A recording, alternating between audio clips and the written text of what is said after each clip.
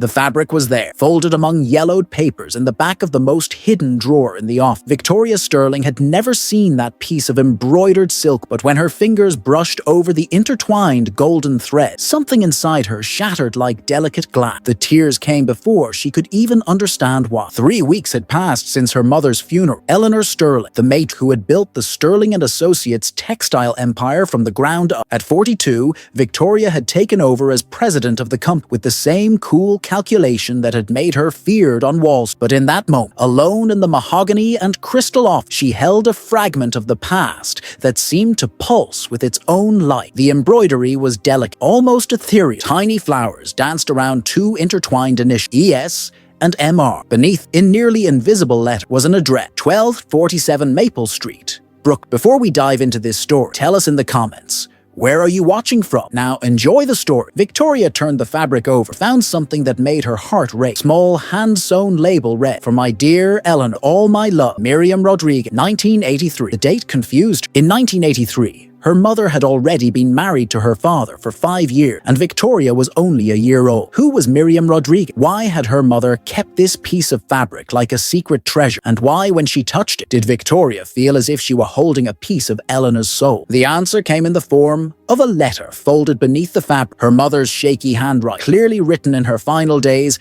began. "My dear Victoria, if you're reading, it means you finally found what I never had the courage to show you while I was alive. Miriam Rodriguez was more than a seamstress to me. She was the mother I never had, the friend who taught me that true wealth isn't measured in dollars, but in acts of love stitched quietly into our lives." Victoria sank heavily into the leather arm. Her mother, the most powerful woman in the American textile industry, was speaking of a seamstress as if she were family. She kept reading. "Miriam has lived at the same address for 40 years. She holds stories I never knew how to share. If you ever find yourself feeling lost, as I did so many times, go to her. Take this fabric. She'll understand." The phone rang, breaking the moment. It was James Morris, the company's vice president, and her right hand for the past 10 years. "Victoria, we need to talk. The shareholders are pushing hard for tomorrow's meeting. The merger proposal with Hartwell Industries is on the table, and they want a final answer." Victoria looked down at the fabric in her hand. The merger meant billions of dollars, but it also meant laying off over 3,000 employees, many of whom had been with the company since her mother's time. "James, I need more time." "Time is exactly what we don't have. If we don't close by Friday, we lose the deal." After she hung up, Victoria sat in silence for a long time. Her entire life had been built around number, profit, and strategic decision. That piece of fabric was whispering something different, something she didn't even have words. At 7 o'clock,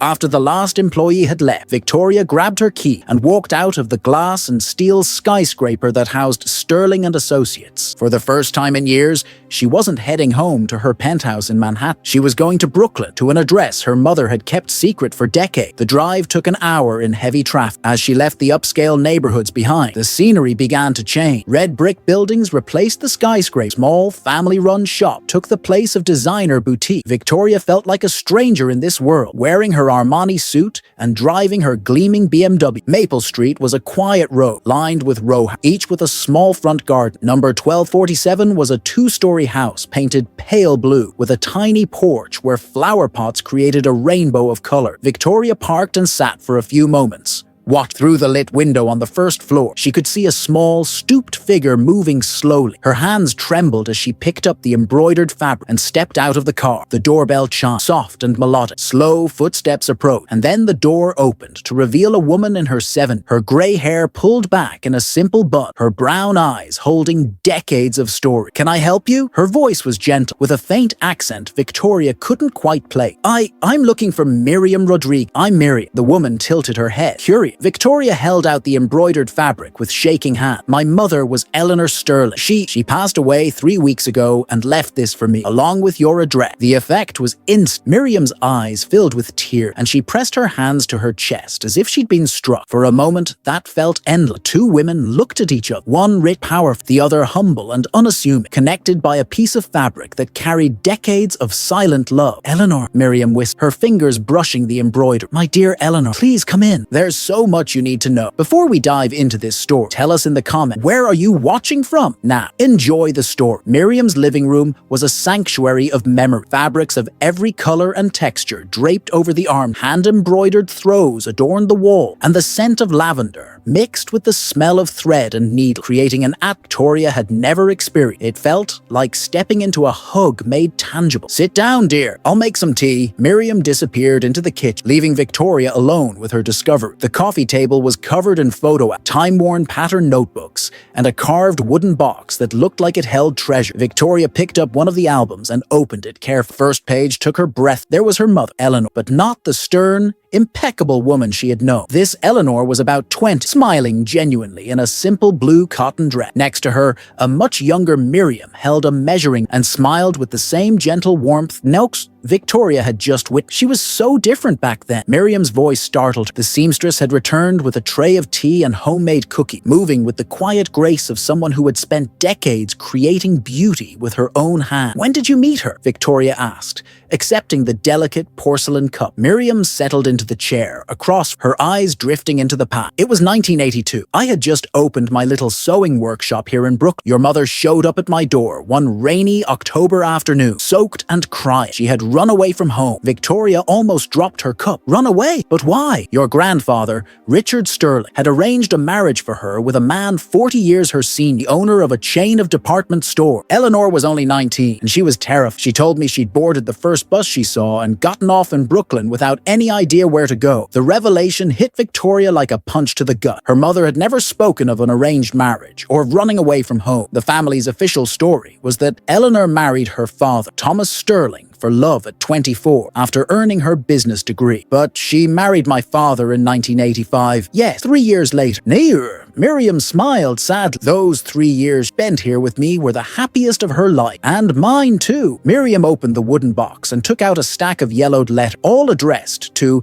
"My dear Miriam," written in Eleanor's elegant hand. She wrote to me every week, even after she married. At first, the letters were full of life. She wrote about her plans for the company, about you when you were born. But over time, Miriam paused, her hands trembling slightly. Over time, the letters grew sadder. She wrote about how she missed the simplicity, how she felt trapped in a life she'd never truly chosen. Victoria flipped through more pages in the album. There were photos of Eleanor helping Miriam in the work, hand sew, laughed, tried on simple dress. In one pic, her mother held a baby girl, dark hair and wide eyes. "Who is this child?" Miriam's face lit up with a bittersweet expression. "That's Sophia, my granddaughter. She was 3 when her mother died in a car accident. Eleanor loved her like her own." Victoria studied the photo more closely. There was something familiar in the little girl's face, something that reminded her of herself as a child. "Where is she now?" "Sophia grew up here with me. She's 28 now and works as a nurse at Mount Sinai Hospital. She always knew about Eleanor, about how her rich aunt helped her with school and nursing college. But Eleanor asked me to keep our friendship a secret." Victoria's mind was spinning. Her mother had funded a stranger's education, had maintained a hidden friendship for decades. How many other secrets had Eleanor taken to her grave? Why did she keep all this hidden? Miriam let out a long sigh. "Your father, Thomas, never approved of our friend. He thought I was a bad influence, a reminder of the past Eleanor was supposed to forget. When you moved to Manhattan, he forbade her to visit, but she kept coming in secret whenever she could." Victoria thought back to all the afternoons when her mother disappeared for hours, claiming she had charity. Now she knew Eleanor was coming here, to this warm little house, to the arms of the one person who truly knew her. "Did she ever talk about me?" "All the time." Miriam smiled through her tears. "She worried about you so much. She said you were becoming as hard as your father, that you were losing the ability to feel. Eleanor was afraid you'd follow her path, a life of outward success but empty inside." The words pierced Victoria like arrows. That was exactly how she felt. Successful,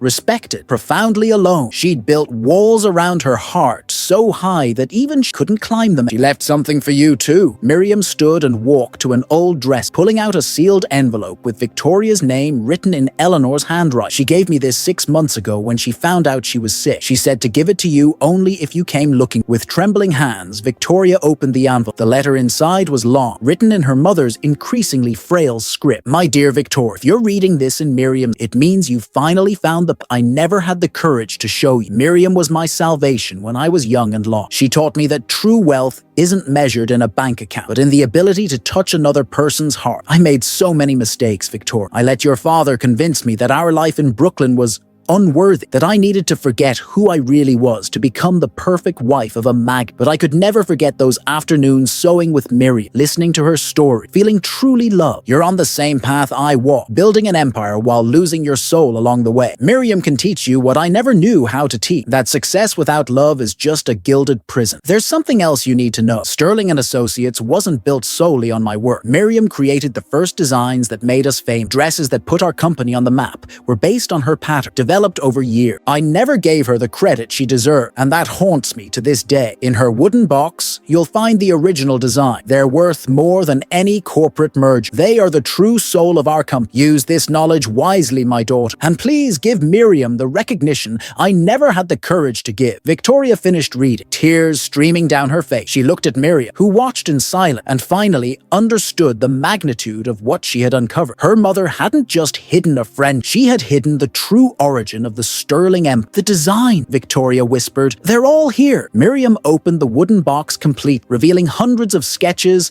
patterns, and fabric. 43 years of work. Your mother always said that someday she would give me credit, but she never found the courage. Victoria finished, finally understanding the burden her mother had carried all those years. At that moment, Victoria's phone rang. It was Jane, probably calling about the merge. She looked at the phone, then at Miriam, then at the designs spread out on the table. For the first time in her adult life, Victoria Sterling let the call go unanswered. She had discovered something far more valuable than any business. She had found the truth about her family, and perhaps about herself. Victoria spent the entire night at Miriam's house, poring over the original designs that had given birth to the Sterling Empire. Each sketch told a story. Dresses that celebrated femininity without pretense. Pieces that embraced a woman's body with respect and elegance. These were creations born from the heart, not from market research. Your mother always said my designs had a soul, Miriam remarked, setting breakfast on a small kitchen table. She'd take my sketches and bring them to life. She never changed their essence. Eleanor understood that every piece needed to tell a story, from one woman to another. Victoria studied one particular sketch, a wedding dress, simple but achingly beautiful. The lines flowed like water, and tiny embroidered flowers danced across the skirt. This one is stunning. Was it ever part of a collection? Miriam's face clouded with sadness. It was meant to be Eleanor's wedding. She asked me to design it in 1984, back when she still believed she could marry for love. It's your father. Miriam paused, stirring her coffee slowly. Thomas Sterling showed up here one night, just a few months before the wedding. He had discovered our friendship. Chill ran down Victoria's spine. What did he say? That I was a bad influence, that Eleanor needed to grow up and stop playing dress-up with a poor immigrant. He offered me money to leave town and never contact your mother again. Miriam gave a bitter little smile. I refused, of course, but Eleanor, she was torn between the love she felt for me and her fear of disappointing the family. Victoria thought back to the few times she'd seen her parent. Thomas Sterling had always been a cold, calculating man who treated marriage like a successful corporate merger. Her mother had always seemed like an elegant shadow by his side, present but never truly alive. He chose the family. Victoria murmured. He chose safety. Miriam corrected gently. Eleanor was terrified of poverty, of not being able to support the dreams she had for the future. I understood. When you come from where she came from, Victoria frowned. My mother always said she came from a middle-class family in Connecticut. Miriam slowly shook her head. Eleanor grew up in an orphanage in Queens. She was adopted by the Sterlings when she was 16, not out of love, but because Richard Sterling needed an heiress to maintain appearance. His wife couldn't have children. Victoria felt her world collapse all over again. Her mother had been adopted, had grown up in an orphanage. How many lies had her family woven over the years? Why did she never tell me? Because Thomas forbade it. He told her that her past was unacceptable for the wife of a Sterling. Eleanor had to learn to speak different, dress different, be someone entirely new. Miriam laid a gentle hand on Victoria. But here, with me, she could be who she really was. A frightened girl who just wanted to be loved. Tears burned in Victoria's eyes. At last, she understood the loneliness she'd always sensed in her mother, the sadness Eleanor carried, even in her most celebrated moment, professional success. She used to say she felt so guilty for letting you grow up in the same cold environment she'd been forced to live in. Miriam went on. Eleanor was afraid you would become like Thomas, successful but incapable of truly loving. The words struck Victoria like a slap. That was exactly what she had become. 42, she had never had a lasting relation, never let anyone really know her. She'd built her entire life around work, using success as a shield against intimacy. Can I see the other design? Victoria, desperate to shift the conversation before her emotions overtook. Miriam smiled and brought out a worn leather portfolio. These are the more recent. I kept creating even after Eleanor pulled away. It was my way of keeping our connection alive. Victoria opened the portfolio and was speechless. The designs were modern and innovative, yet they still carried the same spirit that defined Miriam's work. There were dresses for real women, who needed elegance without sacrificing femininity, mothers who wanted to feel beautiful without spending a fortune, young professionals searching for versatile, timeless. Miriam, these designs are extraordinary. Why have you never tried to sell them? The seamstress shrugged like, to who? I'm just an old immigrant woman from Brook. Who would listen to someone like me? Victoria studied every sketch with the eyes of a business. There was a gold mine, not just commercial, but in terms of social impact. These designs could democratize fashion, make elegance accessible to women of all walks of life. What if I told you I want to produce these designs? Miriam stopped stirring her coffee and looked up. Surprise. You do that? More than that, I want you to be my partner. I want to create a new line for Sterling and Associates, based entirely on your work, with your name as the lead designer. Miriam's eyes filled with tears. Victoria, I don't know what to say. Say yes. Victoria reached for her hand. My mother never found the courage to give you the credit you deserve. I want to make it right. At that moment, Victoria's phone rang again. It was Jane, probably frantic over her absence from the morning meeting. This time, she answered. Victoria, where are you? The shareholders are furious. The merger meeting started 2 hours ago. Jane, cancel the merger. Silence on the other end. What? Victoria, are you okay? This merger is worth $3 billion. I know exactly what it's worth. And I also know it's not what we want for the company. Victoria glanced at Miriam, who was watching her with curious eyes. We're going in a different direction. Schedule a meeting for tomorrow morning. I have a proposal that will transform Sterling and Associates. After she hung up, she turned to Miriam. Would you be willing to come with me to Manhattan tomorrow? I'd like to introduce you to the board as our new creative director. Miriam laughed nervously. Victoria, dear, I've never even left Brooklyn. I don't know if my mother was afraid too when she left the orphan, but she found her courage, and you will too. Victoria smiled. Besides, you won't be going alone. We'll go together. For the first time in decades, Miriam Rodriguez smiled with genuine hope. For the first time in her adult life, Victoria Sterling felt she was making a decision with her heart, not just her head. They spent the rest of the morning organizing the design, planning the presentation, and, more importantly, truly getting to know each. Victoria learned that Miriam had immigrated from Mexico at 20, lost her husband in a work accident, and raised 3 children on her. Miriam, in turn, saw in Victoria not the cold executive the world believed her to be, but the frightened daughter Eleanor had described so often in her letter. When it was finally time for Victoria to leave, the 2 women hugged like lifelong friends. Something magical was happening. 2 generations, 2 social classes, 2 entirely different life stories coming together through the legacy of a woman who had loved them both deep. Eleanor would be so proud. Miriam whispered in Victoria's ear. She'd be proud of both. Victoria replied, knowing she had finally found not only the truth about her mother, but also a part of herself she hadn't even realized was missing. The next morning arrived with a storm that seemed to mirror the whirlwind of emotions churning inside Victoria. She had spent the entire night awake, going over every one of Miriam's designs, every letter from her mother, trying to process decades of family secrets that had collapsed in a matter of hours. By 7 o'clock, Victoria was back at the office of Sterling and Associates, but she was no longer the woman who had left 2 days earlier. She carried with her a worn leather portfolio filled with Miriam's design and a determination she hadn't felt in years. James Morrison was waiting in the board, flanked by 3 members of the board: Margaret Whitfield, Richard Hartwell Jr., David Chen. All of them looked tense, clearly irritated by her abrupt decision to cancel the multi-billion-dollar merger. Victoria, we need an explanation, Margaret began bluntly. You shut down the biggest growth opportunity in the company's history without consulting anyone. The shareholders are furious. Victoria set the portfolio down on the polished mahogany table. I have a better proposal. Richard Hartwell Jr., the son of the man who tried to buy Sterling and Associates, let out a sharp laugh. Better than $3 billion.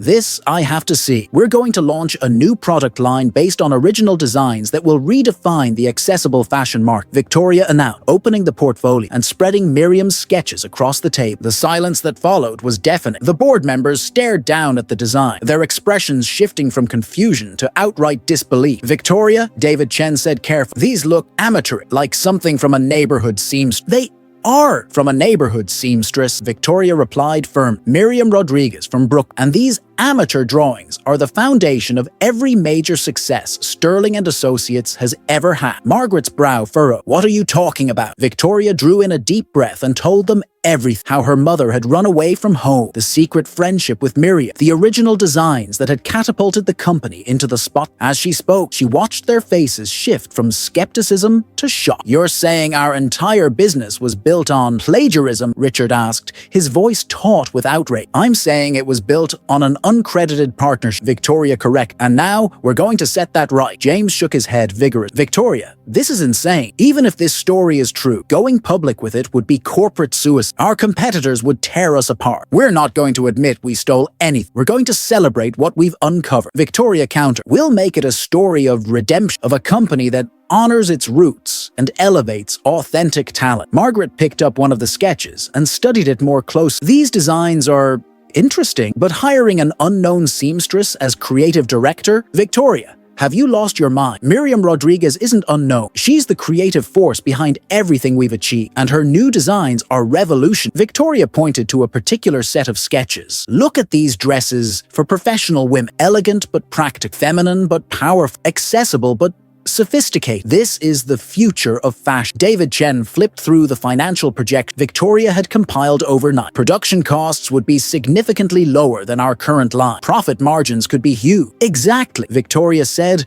feeling a flicker of hope. "We can democratize elegance, make truly beautiful clothing available to women of every background." Richard slammed his fist on the table. "This is cheap sentimentality. We're talking about $1 billion enterprise, not a charity. Our clients pay premium prices because they want exclusivity, not to share a wardrobe with their house." His words hit Victoria like a slap. That elitist mindset was exactly what had hollowed out the soul of the company, what had forced her mother to hide who she was and bury her most precious friend. "Our clients pay premium prices because we offer exceptional quality and design." Victoria shot back, her voice steady. "And that's exactly what Miriam Rodriguez delivered, enhanced by decades of experience and genuine passion." Margaret let out a heavy sigh. "Victoria, I know you're going through a lot after losing your mother, but we can't make business decisions driven by emotion." "This isn't emotion," Victoria insists. "It's strategy. The market is shifting. Consumers want authenticity. They want brands with purpose. This is our chance to lead that transformation." James flipped through the sketches again, clearly torn. "Even if we decided to pursue this,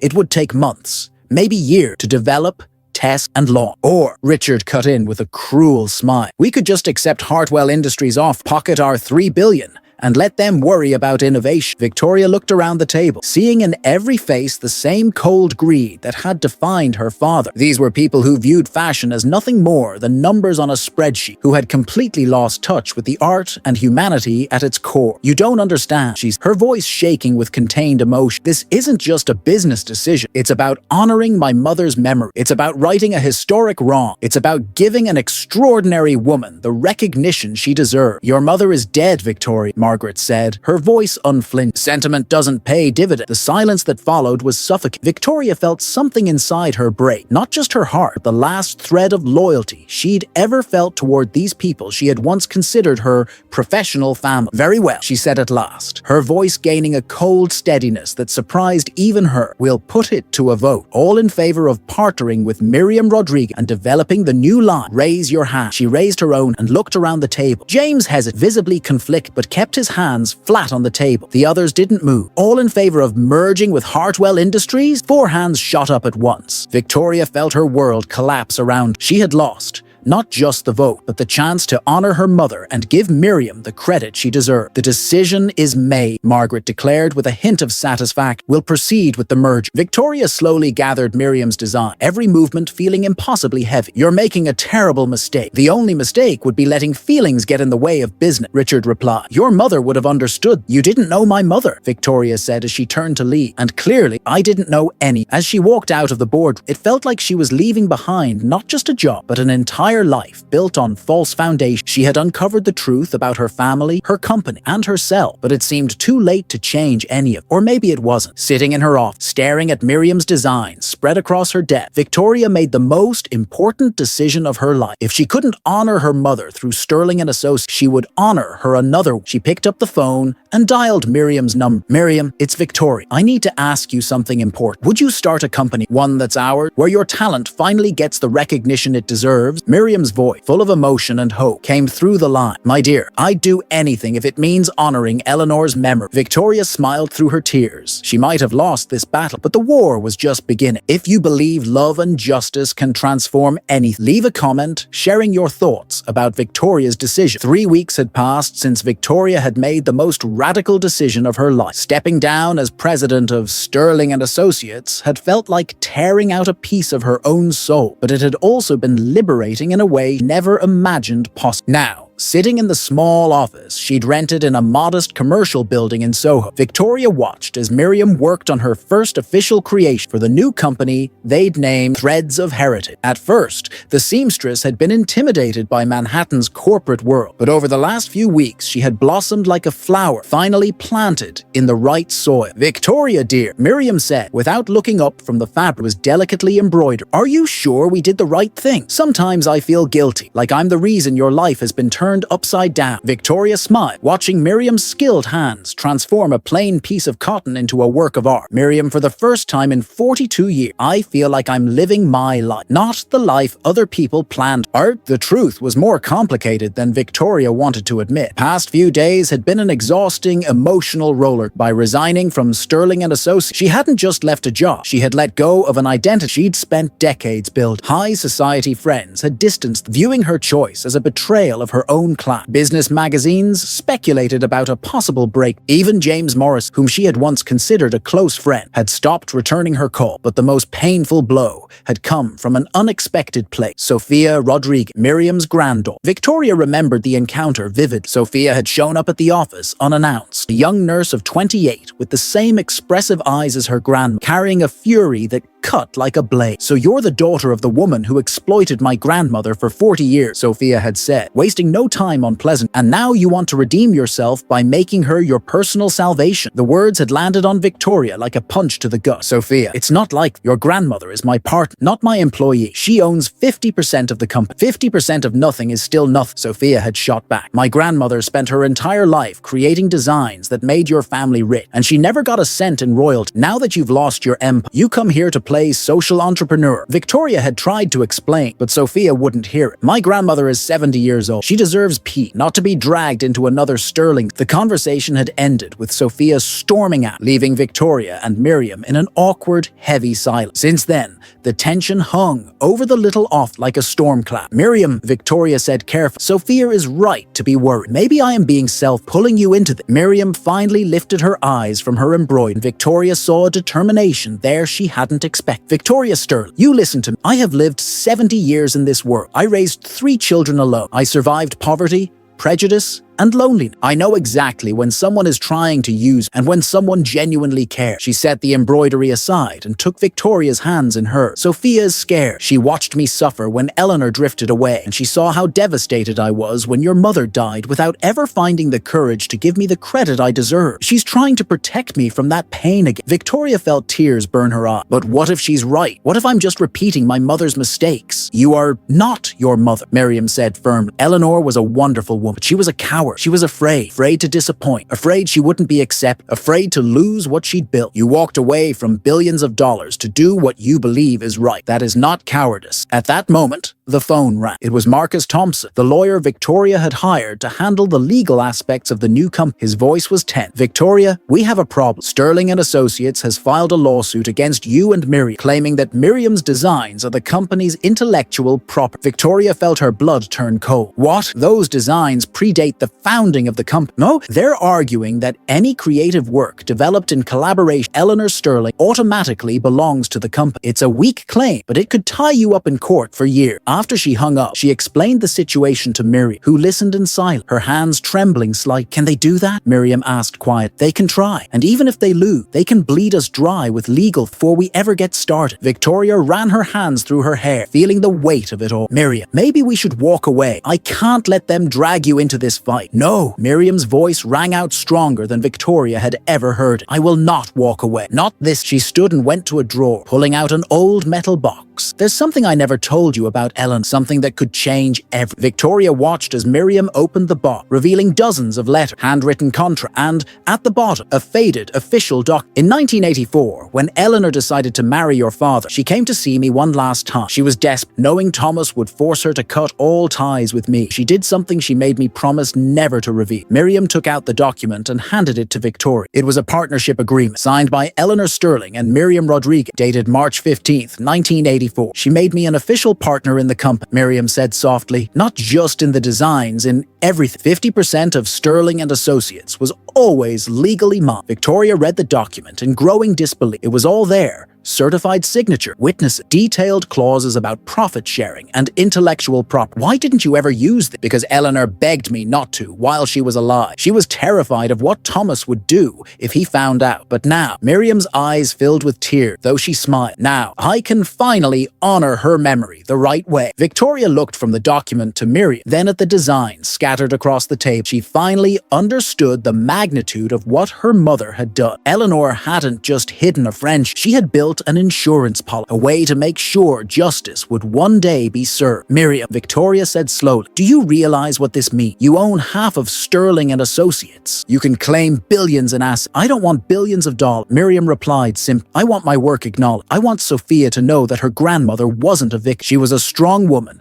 who always knew her worth. Victoria felt something shift inside her. Not just relief that they had a way forward, but a profound admiration for this extraordinary woman her mother had chosen as her true family. Then let's fight, Victoria said, reaching for Miriam's hand. Not just for our company, but for the truth, for my mother's memory, and for your legacy. When Miriam clasped her hand, Victoria knew she had found more than a business. She had found the family she never realized she'd been searching. Outside, the approaching storm promised to be fierce, but inside that small Soho office, two women, different generations, were ready to face the battle of their lives, bound together by invisible threads of love, justice, and the determination to honor a woman who had loved them both more than life itself. The courtroom of the Manhattan Supreme Court was packed with attorneys in expensive suits, reporters hungry for a headline, and curious onlookers drawn by the case the media had dubbed the Golden Threads War. Victoria Sterling, seated beside Miriam Rodriguez at the plaintiff's table, felt the weight of decades of injustice about to be laid bare. Across the aisle, Margaret Whit, Richard Hartwell Jr., and David Chen represented Sterling and Associates, flanked by a battalion of corporate lawyers who charged more per hour than many people earned in a year. Their faces wore the smug confidence of those accustomed to winning simply by virtue of power and money. Judge Harold Morris, a man in his 60s with silver hair and penetrating eyes, rapped his gavel to call the session to order. We are here to hear the matter of Rodriguez versus Sterling and Associates, a dispute over intellectual property and copyright dating back more than 40 years. Marcus Thompson, counsel for Victoria and Miriam, rose to make his opening statement. Your Honor, this is not simply a case about fashion design. It is about a woman who dedicated her life creating beauty, only to see her work appropriated and sold without credit or compensation. Victoria glanced at Miriam, sat upright in her chair, wearing one of her own creations, a simple dress of timeless elegance that stood in stark contrast to the designer label worn by Sterling and Associates legal team. Her hand, marked by decades of work with needle and thread, rested folded in her lap, but Victoria could see the faint tremor betraying her nerve. The defense claims that all of Ms. Rodriguez's designs were works for hire, and thus automatically the property of Sterling and Associates, began Jonathan Pearce, the company's lead attorney, a tall, thin man with an expression as sharp as a scalpel. There is no legal documentation of any partnership or royalty arrangement. That was when Marcus smiled and walked to the table to retrieve the document that would change everything. Your Honor, I'd like to enter into evidence the partnership agreement signed by Eleanor Sterling and Miriam Rodriguez on March 15,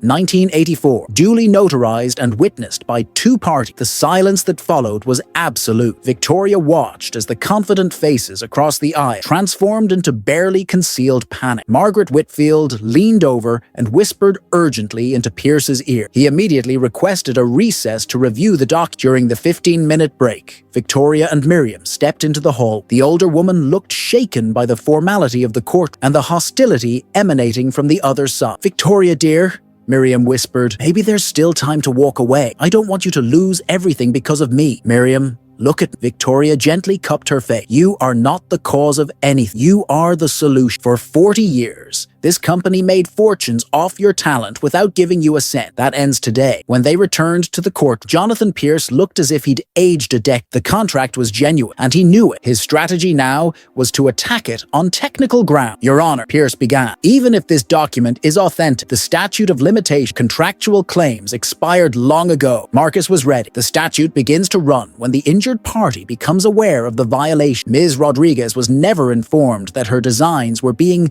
commercially exploited, so the statute never commenced." Judge Morrison studied the contract carefully, his brow furrowing as he read each clause. "This document appears to be in proper order. Ms. Rodriguez, can you explain the circumstances under which it was signed?" Miriam rose slowly, her legs trembled. Victoria held her hand, lending silent strength. In a clear voice that grew steadier with every word, Miriam began. "Eleanor Sterling came to my workshop in 1982, a frightened young woman who had run away from an arranged marriage. For 3 years, we worked side by side, creating designs that eventually became the foundation, Sterling and Associates. When she decided to marry Thomas Sterling, she knew he would force her to cut all ties with me." Her voice grew stronger. "Eleanor came to see me one last time in March of 1984. She was desperate, knowing our paths were about to split forever. She insisted we sign this contract, saying it was the only way to ensure that one day I would receive the recognition I deserve." "And why didn't you assert your rights early?" the judge asked. "Because Eleanor asked me not to," Miriam replied, looking directly at Margaret Whit. She was terrified of what her husband would do if he ever found out. "But Eleanor died 2 months ago, and with her,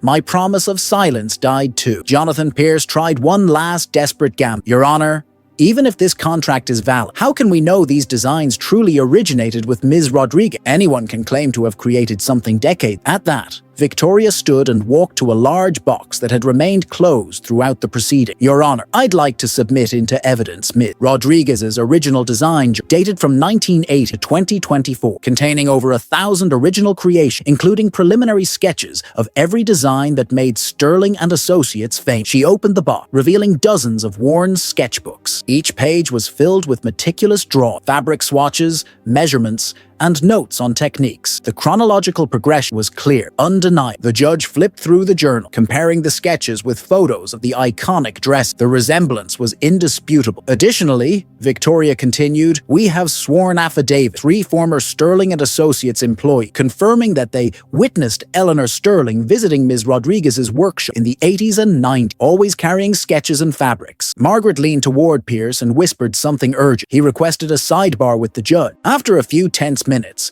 Pierce returned to his seat, looking utterly defeated. "Your Honor," he said, voice strained, "my client wishes to propose a settlement." Victoria looked at Miriam, who shook her head firmly. "We don't want a settlement," Victoria said calmly. "We want justice." Judge Morrison excused himself to deliberate. The entire courtroom held its breath. 40 minutes later, he returned with the ruling. After reviewing the evidence and testimony, he began. "This court recognizes the validity of the 1984 partnership agreement between Eleanor Sterling and Miriam Rodriguez. Furthermore, the court acknowledges that Ms. Rodriguez is the original creator of the designs that formed the commercial foundation Sterling and Associates." Victoria felt Miriam squeeze her hand tight. "Therefore," Judge Morrison continued, "I order Sterling and Associates to pay Ms. Rodriguez 50% of all profits generated from her designs 1984, with interest and adjustments for inflation, totaling approximately $2.8 billion. The room erupted in gasps and murmurs. Margaret Whitfield went pale, and Richard Hartwell Jr. looked as if he might faint. "Additionally," the judge concluded, "Sterling and Associates is hereby ordered to publish a public apology acknowledging Ms. Rodriguez's contribution, and all future products based on her design must credit her as the original designer." Miriam began to weep silently. Decades of injustice finally wrecked. Victoria hugged, feeling as though an enormous weight had been lifted from them both. When they stepped outside the courthouse, a sea of reporters surged forward. Miriam, still in disbelief, took the microphone with trembling hands. "I didn't do this for the money," she said in a clear, steady voice. "I did this for Eleanor's memory, for the truth, for every woman's work has been ignored or stolen. Today, justice won. Victoria smiled, knowing they had achieved far more than a legal victory. They had redeemed a friendship, honored a legacy, and proven that love and truth can always prevail over greed and power. 2 months had passed since the court and Victoria Sterling's life had transformed in ways she never could have imagined. The ruling hadn't only restored the billions that were rightfully Miriam, it had catapulted threads of heritage into the very heart of the global fashion. The small office in Soho had quickly grown too cramped to hold the crowds of journalists, international buyers, and investors who flocked to meet the unlikely duo that had shaken the foundations of American fashion. Victoria and Miriam had moved into a spacious studio in the garment where the seamstress finally had the room she needed to bring her most ambitious creations to life. But it was on a rainy October afternoon, exactly 1 year since Eleanor's death, that Victoria uncovered the that would change everything again. She was sorting through her mother's personal belongings, still packed away in boxes from Sterling and Associates, items Margaret Whitfield finally agreed to return after the judgment. Among old photographs and corporate paper, Victoria found a small blue velvet box she had never seen before. Inside, wrapped carefully in tissue paper, was an engagement. It wasn't the ring her mother had worn during her marriage to Thomas Sterling. This one was different, simple, yet infinitely more beautiful. A small emerald surrounded by delicate diamond with an inscription inside. To Eleanor, my eternal love, M.R. Victoria felt the world tilt around her. M.R. Miriam Rodriguez. Her mother had been engaged to Miriam? Her hands shaking, Victoria dug further into the box and found a yellowed letter written in her mother's youthful hand, dated March 14, 1984, a day before the partnership contract was signed. My dearest Miriam, by the time you read, I will have made the most cowardly decision of my life. I know you asked me to marry you last night, and I know my answer should have been a yes, shouted to the world. But I am afraid, my love, afraid of society, afraid of the Sterling family, afraid I will never be able to give you the life you deserve. Thomas Sterling has offered me safe respectability, a future free of financial worry. I know this is a betrayal of our love, but I cannot find the courage to face the world by your side. Forgive me, Miriam. Forgive me for choosing the golden prison over true love. The ring you gave me will stay with me always, a reminder of what could have been. And the contract we will sign tomorrow is my way of ensuring that even if I can't love you openly, I can at least protect one day. Maybe our daughter, if I ever have a daughter, will be braver than I was. Maybe she will find in you the mother I never knew how to be. With all my eternal love, Eleanor. The letter slipped from Victoria's hands as tears streamed down her face, unstoppable. Her mother and Miriam hadn't just been friends or business partners, they had been lovers. Eleanor had chosen a marriage of convenience over the life she truly wanted. Suddenly, everything made sense. Constant sadness in her mother's eyes, the secret visits to Brooke, the way Eleanor spoke of Miriam in her letters as if she were the center of her universe. Victoria finally understood why her mother had always felt like a shadow, living a life that had never really been her own. Clutching the ring and the letter, Victoria drove straight to the studio. She found Miriam working on a wedding dress, an ethereal creation of white silk, embroidered with golden threads that seemed to weave stories of love. Miriam, Victoria said, her voice breaking, I need to show you. When Miriam saw the ring, her knees buckled and she had to steady herself on the work table. Her hand, always so steady with a needle, shook uncontrollably. Where did you find it? Victoria handed her the letter. As Miriam read, silent tears traced down her lined cheek, each word reopening wounds she'd spent decades trying to close. You kept the ring, Miriam whispered. All these years kept. You were engaged, Victoria said, not as a question, but as an undeniable truth. Miriam nodded slowly. For 3 days, 3 wonderful days when we believed love could conquer anything. She pressed the ring to her chest. I understood her choice, Victoria. Back then, 2 women together. It was unthinkable for someone trying to build a public life. Victoria sat beside her, finally grasping the full magnitude of her mother's sacrifice. Eleanor hadn't just hidden a friendship. She had buried her true love to live a life of appearance. Why didn't you ever tell me? Because Eleanor made me promise I never would. She was afraid it would change the way you saw. Miriam gave a tearful smile. But now I understand why she wanted you to find me. She knew you'd need the truth to see who she really was. Victoria looked over at the wedding dress on the table. This dress, is it the same design you made for her in 1984? Yes, I've remade it every year on the anniversary of the day she left. It was my way of keeping the hope alive that somewhere she might wear it. Miriam stroked the fabric soft. Foolishness of an old woman still in love, I suppose. It's not foolish, Victoria said quietly. It's love. The kind of love my mother never had the courage to live. You kept alive for 40 years. In that moment, Victoria made a decision decision that surprised even herself. "Miriam, I want you to finish this dress. Not for just any bra, but for Eleanor. I want her to be buried in the gown she should have worn at your wedding." Miriam looked at her in shock. "Victoria, your mother has been gone a year. Then we'll have a symbolic ceremony. We'll give her the wedding she never had the courage to claim." Victoria reached for her hand. "You deserve the chance to say goodbye, and she deserves to be honored for the love you share." For the first time in decades, Miriam Rodriguez smiled with a joy that was whole and unguarded. "You would do that? Even knowing it means your mother, it means my mother loved deep and was loved in return. There's nothing more beautiful." Victoria embraced, "And it means I finally understand why she left broidered fabric. It wasn't just to lead me to you. It was to show me that true love is worth more than any fortune." As the two women held each, surrounded by designs that carried decades of unspoken story, Victoria felt she had finally uncovered not only the truth about her mother, but about herself. She had inherited more than a business. She had inherited the courage to love without fear, something Eleanor had never fully managed. The wedding dress remained on the table, waiting to be completed, not for a wedding that never came to pass, for a farewell that would finally bring peace to two souls who had loved each other across a lifetime of forced separation. Victoria looked at Miriam, who clutched the ring as though it were the most precious treasure in the world, and knew her journey was far from over. She had found a family she hadn't known she needed, a love that transcended generations, and a purpose that would give meaning to the rest of her life. The symbolic ceremony took place on a golden November morning in the small garden behind Miriam's house in Brooklyn. Victoria had insisted on doing everything exactly as Eleanor would have wanted. Simple, intimate, surrounded only by the people who truly mattered. Sofia Rodriguez had arrived the night before, carrying a mixture of skepticism and curiosity that gradually transformed into understanding as Victoria shared the whole truth about Eleanor. Miriam, the young nurse who had grown up hearing fragmented stories about her grandmother's special friend, finally understood why Miriam had kept that wedding dress for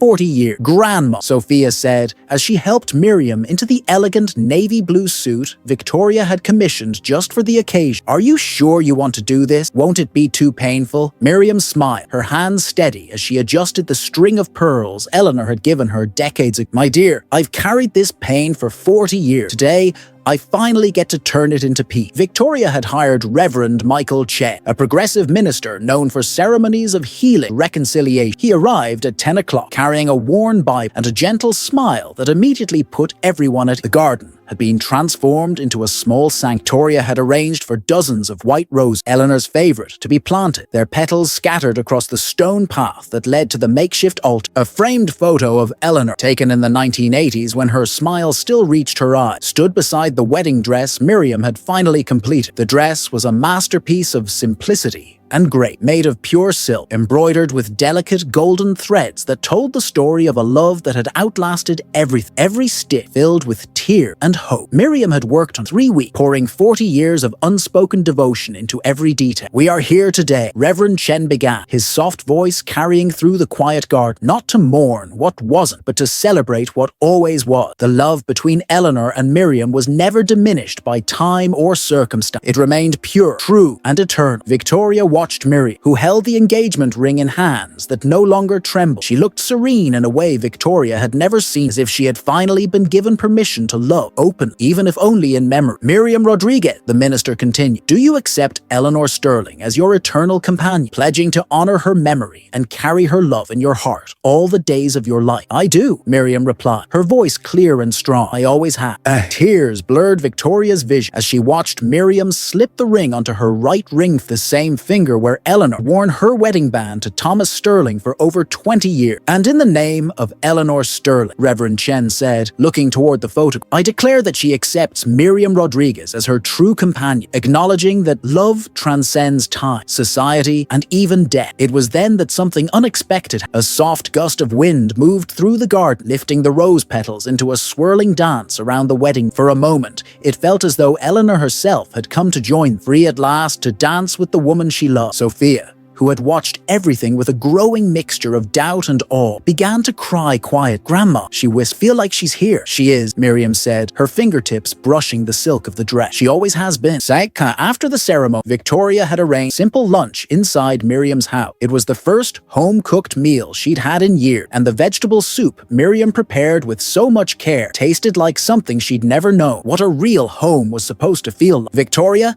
Sophia said as she settled beside her at the small kitchen table. "I owe you an apology. When I found out you were Eleanor Sterling's daughter, I assumed you'd be just like someone who would use my grandmother and then walk away." Victoria smiled, fully understanding the fierce protectiveness that had driven Sophia's anger. "You had every right to question. I could have been exactly like my mother, too afraid to do what was right. But you weren't," Sophia continued. "You gave up billions of dollars to give my grandmother the recognition she deserved. You created this ceremony. You could finally say goodbye. That isn't coward." Miriam, who had been listening from the doorway, came over carrying a tray of coffee and homemade cookies. "Via, darling," said Jen, "Victoria isn't Ellen. She's who Eleanor wished she could have been if she'd found the courage. And you, Miriam," Victoria said, taking her hand, "you're who I hope I can become, someone who never lost the ability to love, even after decades of pain." It was then that Sophia asked the question that would change everything. "So, what happens now? What are you going to do with Threads of Heritage?" Victoria and Miriam looked at each other, realizing they had been so focused on resolving the past that they hadn't truly planned for the future. "We have the most revolutionary designs in the fashion industry," Victoria said slowly. "We have global media attention. We have unlimited financial resources thanks to the court's decision. But we don't have a clear mission," Miriam finished. "We don't have a purpose bigger than our own healing." Sophia smiled. For the first time, Victoria didn't just see the protective granddaughter, but a young woman with ideas of her own. "What if you made Threads of Heritage something bigger? What if you used the company to help other women like my grandmother, brilliant artisans who were never given the credit they deserve?" The idea struck Victoria like a bolt of light. A platform for forgotten artists, seamstress, embroiderer, weaver, women whose stories deserve to be told through their creation. "Exactly," Sophia said, her eyes bright. "You could build a global network of women preserving traditional techniques with contemporary design. Every piece sold would carry the story of the woman who made." Miriam reached for Sophia's hand, her eyes shining with a passion Victoria hadn't seen before. "We could give other women the opportunity I never had, to be recognized while they're still alive to enjoy it." Something flared to life in Victoria's chest, not just the thrill of business, but a sense of purpose deeper than anything she'd ever know. It wouldn't just be a fashion company, it would be a social movement, a movement that would honor Eleanor's memory in a way she never imagined possible. Miriam added soft. At that moment, the three women, three generations, three perspectives, three distinct forms of strength came together around a vision none of them could have dreamed up alone. Victoria looked out the kitchen window, where the wedding dress still fluttered gently in the afternoon breeze. Her mother had spent a lifetime hiding her true love, but in death, she had given them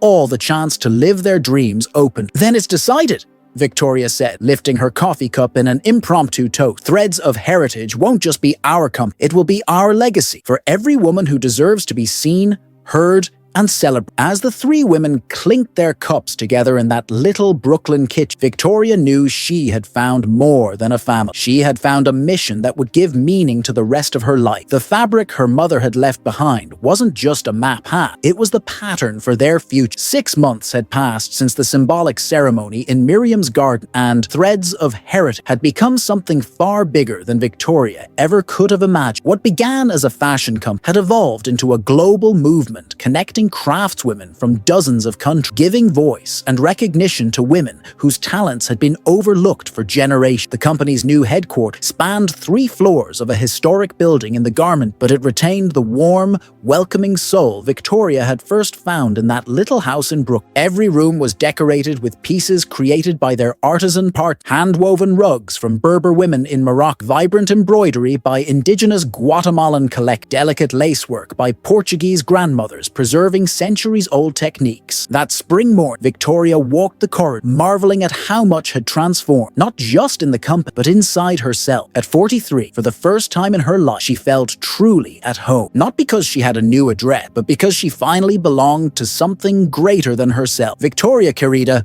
Miriam called from the main atelier, where she worked surrounded by 3 young apprentices in their mentorship program. "I need to show you something wonderful." Victoria stepped inside and found Miriam beaming, holding a letter, handwritten on artisanal paper. "It's from Esperanza Morales, the weaver from Oaxaca we met last month. She says that for the first time in 50 years of work, she was able to buy her own house with the money she earned selling her creations on our platform." The letter was in Spanish, written in careful penmanship that revealed a woman who had taught herself to read at 4. report. Victoria read every word, her chest filling with a quiet, steady warmth. And she's not the only one, Sophia said as she walked in, holding a tablet full of messages. The young nurse had become the company's social impact coordinator, blending her gift for compassionate listening with her skill at telling women's stories. We have testimonials from women in 15 different countries, all saying they finally feel value in what they create. Victoria smiled, remembering how she'd resisted Sophia's request to join the team. Sophia had insisted she could help without leaving nursing behind. Now she split her time between the hospital and threads of heritage, and her dual perspective had given the company an even deeper sense of purpose. There's more, Miriam said, her eyes bright with a joy Victoria recognized as the prelude to big news. I received a call from the Museum of Modern Art. They want to host an exhibition about our story, about Eleanor,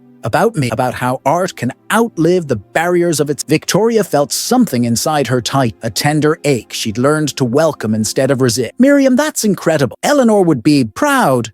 Miriam finished soft. She would be proud of it. At that moment, Victoria's assistant, a young designer named Maya Chen, appeared in the doorway. Victoria, I'm sorry to interrupt, but there's someone here to see. She says it's urgent. Victoria frowned, mentally scanning her schedule. Who is it? Margaret Whit from Sterling and Associates. The name hit Victoria like a splash of ice water. Margaret Whitfield had been among the most hostile voices during the lawsuit, and Victoria hadn't spoken to her since the day of the verdict. Tell her I'm busy, Victoria said reflexively. Victoria, Miriam said gently, touching her arm. Sometimes life forces people to reconsider their choices. Reluctantly, Victoria agreed. When Margaret stepped into the office, she looked nothing like the polished, imperious executive Victoria remembered. She seemed shrunken, her expensive clothes doing little to disguise the weariness etched into her face. Victoria, she began, her voice hoarse. I know I have no right to be here, but I need to tell you. Victoria gestured for her to sit, maintaining a cautious distance. I'm listening. Sterling and Associates is collapsing, Margaret admitted, the words spilling out like a confession. After you left, after we lost the lawsuit, everything unraveled. Investors lost confidence. Our lead designers quit,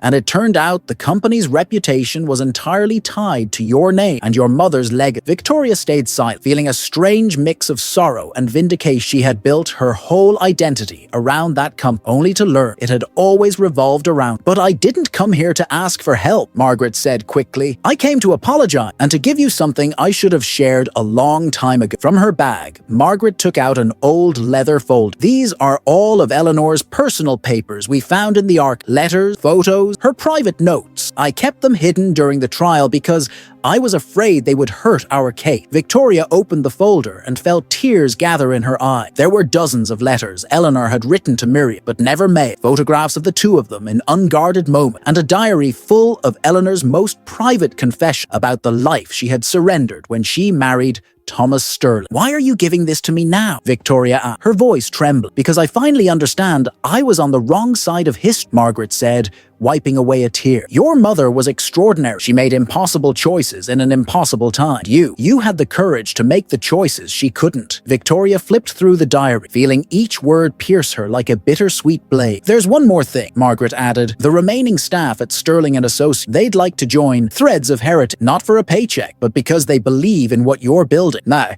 Victoria looked out the window, watching the streets of Manhattan move below. 6 months earlier, she had lost everything she thought mattered. Today, she knew she'd gained something infinitely more precious. A chosen family, a mission rooted in truth, and the quiet certainty that she was finally living in alignment with her deepest value. Margaret, she said at last, I can't hire everyone, but I can offer something better. I can offer them the chance to be part of something that actually means. When Margaret left, Victoria sat alone in her office, letting the reality of it all settle around her. Then she walked downstairs to the atelier, where she found Miriam patiently showing an apprentice how to make an intricate embroidery. How was the meeting? Miriam asked without looking up. Revealing, Victoria said, sitting beside her. Miriam, can I ask you something personal? Of course, dear. Do you regret it? Loving my mother? Waiting for her all those years? Miriam finally lifted her gaze, and in her eye, Victoria saw a serenity that had taken a lifetime to earn. Victoria said quietly, true love is never a mistake, even when it isn't returned the way we hope. Eleanor gave me the happiest years of my life. Through her death, she gave me you and Sophia. How could I ever regret something that brought so much beauty into the world? Victoria wrapped her arms around Miriam, feeling as though she was embracing a mother, mentor, and a soulmate all at once. Miriam, she whispered, thank you for teaching me that family isn't just about blood. It's about choice, about showing up when it matters most. And thank you for proving to me Miriam said, her voice tender, that it's never too late to begin again. At 70, I finally learned my story wasn't over. It was just waiting for its next chapter. That night, Victoria didn't return to a penthouse hat. She had sold it months ago. She went home to a modest house 3 blocks from Miriam. Home filled with artisan peace, photographs of a chosen family, a sense of belonging she'd never known in all her years of wealth and ambition. Before she went to sleep, Victoria opened her mother's diary to the last entry, dated just a week before Eleanor's death. If Victoria is reading, it means she's finally found Miriam. I hope she understands that every choice I made, right or wrong, was made out of love. I hope she is braver than I was, that she will choose love over fear, truth over convenience. And I hope she knows that even in my most cowardly decision, I loved her more than life itself. Victoria closed the diary, smiling through her tears. She finally understood that this journey had never just been about uncovering who her mother really was. It had been about discovering who she could become when she found the courage to live her own truth. 2 years had passed since Victoria Sterling had discovered the hidden fabric that would change the destiny of 2 generations. Now, on a sunny September morning, she walked the streets of Brooklyn alongside Miriam Rodriguez, taking in the transformation that had unfolded not only in their lives,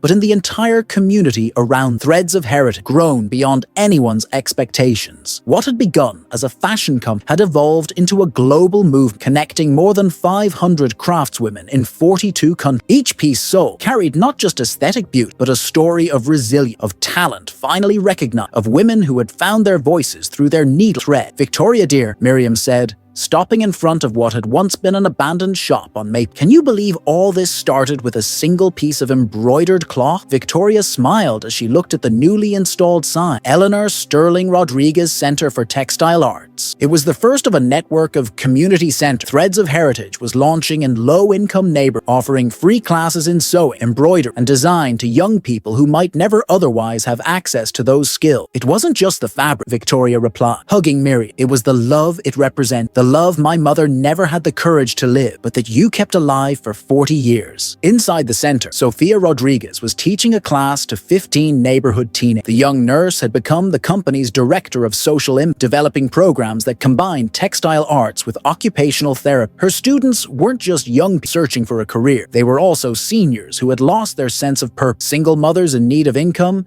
and even former inmates finding a path to rebuild their lives through sewing. Aunt Victoria! One of the students called as she spotted her enter. It was Maria Santos, a 16-year-old who had arrived at the center 6 months early, shy and wary. Now, her eyes glowed with confidence as she showed the dress she had created. Simple piece with an elegant, revealed a remarkable natural gift. Maria, this is beautiful, Victoria said, studying every detail. Are you sure you want to apply for the Parsons School of Design scholarship? The girl nodded eagerly. I want to be like Donna Miriam. I want to make clothes that tell stories and make people feel special. Victoria exchanged an emotional glance with Miriam. The scholarship program had become one of Threads of Heritage's most successful initiatives, offering formal design education to talented youth from underserved communities. They had already sent 23 students to the top fashion schools in the country, all on full scholarship funded by the company's profits. Donna Miriam, another student called. Can you help me with this embroidery? I can't get the flowers to look like yours. Miriam smiled as she moved to the young man's side, her 72-year-old hands still steady and sure. Victoria watched, her heart tight, not with sorrow, but with the deep joy she had learned to recognize, the feeling of being exactly where she was meant to be. Her phone buzzed with a message from Marcus Thompson, now Threads of Heritage legal advisor. Victoria,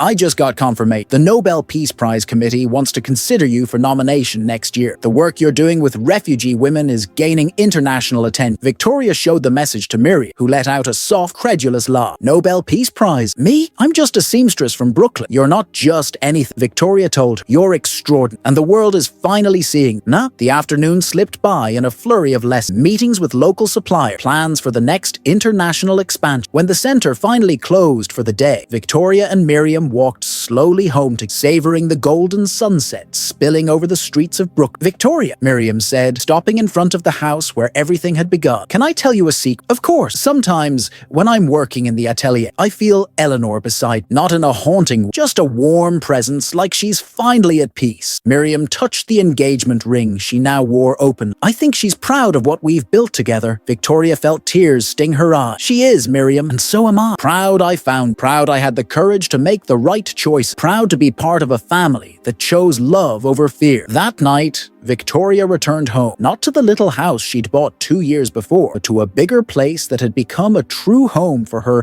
unconventional family. Sophia lived upstairs, Miriam had her own room on the first floor, and Victoria had turned the basement into an office. She worked on Threads of Heritage's most personal projects. Before bed, she opened her laptop and began to write in her journal, a habit she had adopted since reading her mother's diary. Her words came easy, chronicling not just the day's event, but the deep reflection that still shaped her journey. Today marks exactly 2 years since I found Eleanor's fabric. 2 years since my life changed completely. Sometimes I wonder what my life would look like if I'd never uncovered that piece of embroidered silk. I'd probably still be stuck in a Manhattan office, rich in money, but poor in purpose. Now, at 45, I finally understand what true wealth means. It's not the numbers in a bank account. It's the light in Maria's eyes when she finishes a dress. It's not media recognition. It's Miriam's embrace when she calls me her daughter. It's not business success. It's knowing that hundreds of women around the world now have a chance to be seen, heard, and valued. Eleanor, wherever you are, thank you for being brave enough to leave clues. Thank you for loving Miriam in a way that transcended time. And thank you for giving me the chance to live the life never found the courage to live. The fabric you hid didn't just map the path, it set the pattern for the future. And what a beautiful future we are weaving together. Victoria closed the laptop and looked out her bedroom window. Down in the garden she had planted with Miriam, the white rose, the same ones they'd used for the symbolic ceremony, swayed gently in the night breeze. For the first time in her life, Victoria Sterling fell asleep with the absolute certainty that she was exactly where she was meant to be, doing exactly what she was meant to do, surrounded by the people who truly mattered. The hidden fabric had fulfilled its purpose. 2 generations had been transformed. Hundreds of lives had been touched, and love, true, brave, transformative love had finally won. And somewhere in the unseen dimension where souls find peace, Eleanor Sterling and Miriam Rodriguez were dancing together at last, free of all the fear once kept them apart, forever united by the golden threads of eternal love. Thank you so much for following this story to the end. If this journey touched your heart, leave a comment sharing your thoughts and telling us which part moved you the most. Your voice matters to us. And don't forget to subscribe to the channel and turn on notifications so you never miss one of our upcoming stories. We have many more inspiring narratives waiting. What kind of story would you like to see? Leave your suggestions in the comments. Love creating content inspired by what our community wants to watch. See you in the next story.